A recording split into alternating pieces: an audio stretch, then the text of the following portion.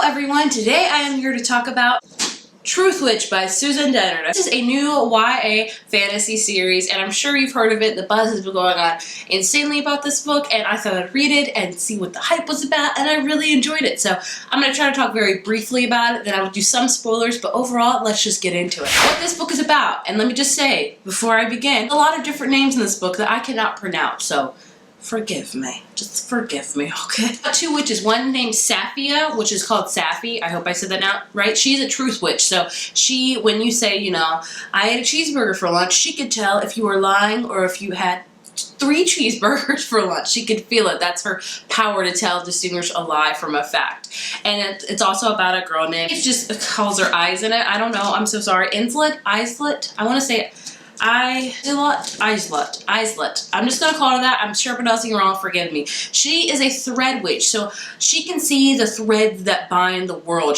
When she just looks, what I envision for when she's looking through her eyes, just seeing threads that flow across everybody. Like, you know, if somebody's mad, she can see the threads pulsing up red and just calm and all that stuff. It's very, very cool power. Only her top power is a little bit different. So in this book, you have these 2 thread witches that are thread sisters. So they have this very, very unique and amazing bond between them. So this whole book is about them and their bond and all the adventures that are happening and this one particular big adventure. So Sapphi's power as a truth witch are, you know, she has to lay low about it because people kill for that power. People take those witches and they abuse them and stuff like that. So Sapphi has to really remain below the radar. So that's what they're trying to do, and then things happen and they get caught up in this huge adventure and they're trying to escape these people and things, just craziness ensues in this book. But it's all mainly about, I would say, the balance of friendship and adventure. If you want like 3 things to describe that book, you will have great female friendship, amazing adventure, and a slow burning love. So those are the 3 things I would say are mainly about this book, which makes it amazing. So yeah, overall, what I thought of it. I thought it was a really good book.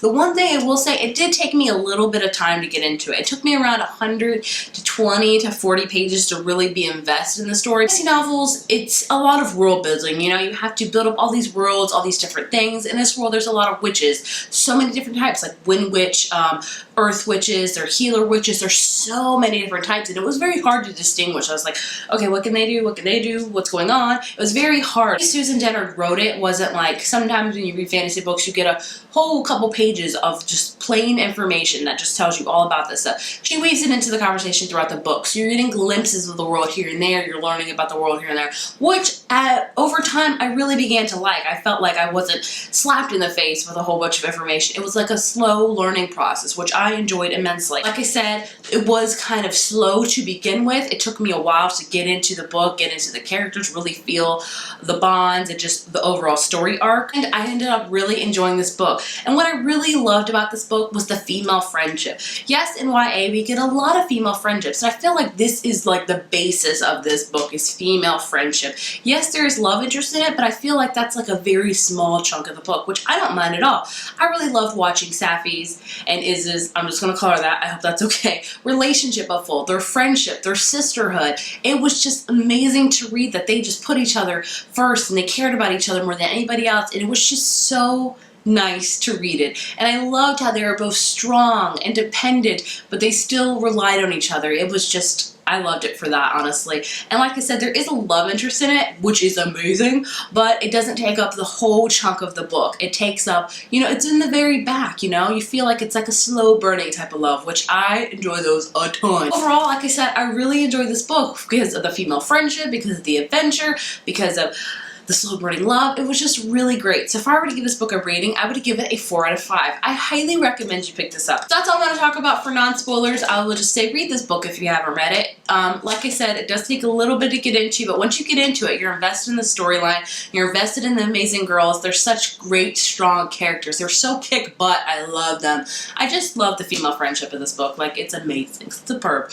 And the adventure. Such a thrill, amazing adventure. If you have read it, please let me know in the comments down below what you thought of it. So I'm going to talk briefly, very briefly about spoilers. If you haven't read this book, go read it, and, you know, if you haven't read it, get out of here, because we're going to talk about spoilers. Come back and watch it later. So let's talk about, first let's talk about the love. I just want to address that. I love Sapphi and Merrick's love. I thought it was great. I love how I loved how it wasn't instant love. It was a very slow burning love, and I feel like it's going to be great over time, and I love that it's just, it's just, I feel like it's going to be great because it's just awesome. I love when books don't have insta love, you know, you feel like it's progressing into it quite at a good pace and you're just satisfied with it. So I really enjoyed that aspect. And I love the character. I love Safi, how she's very fierce, very independent, very just wants to just be in control of the time. I really like that. In comparison to Islet's, I'm so sorry, just calm nature, because that's how she's supposed to be with a thread witch, and she says she shows her emotion too much. I love how they just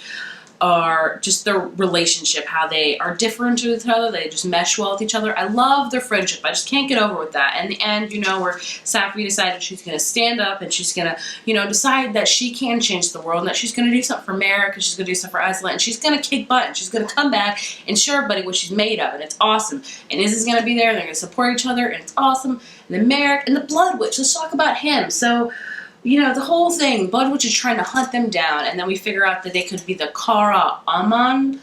Pronounce me if I'm sure I'm butchering that. I apologize for that. I thought that was interesting how they're like sisters, and that's gonna be like that. So he has to, at the end, he finally took a sworn vow to protect them, like he has always wanted to do a train in his life. I thought that was awesome. Isla could have killed him, but she didn't, and then he repaid her debt. And he's like, "Make no mistake, next time you see me, I will kill you." And she's like, "No, you won't. I know you won't." And I was like, "That's awesome," because I don't think he would kill her anyway.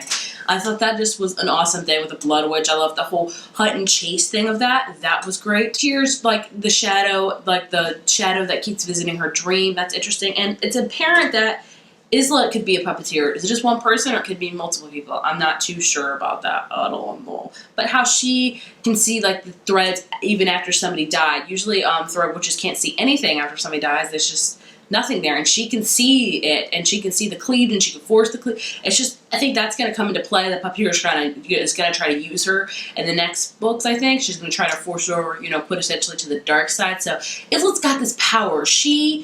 People don't think much of her, but she's got this insane power, I think, that's going to be unleashed here soon. And then people are going to realize, oh crap, this girl can do things, so they better be good to her.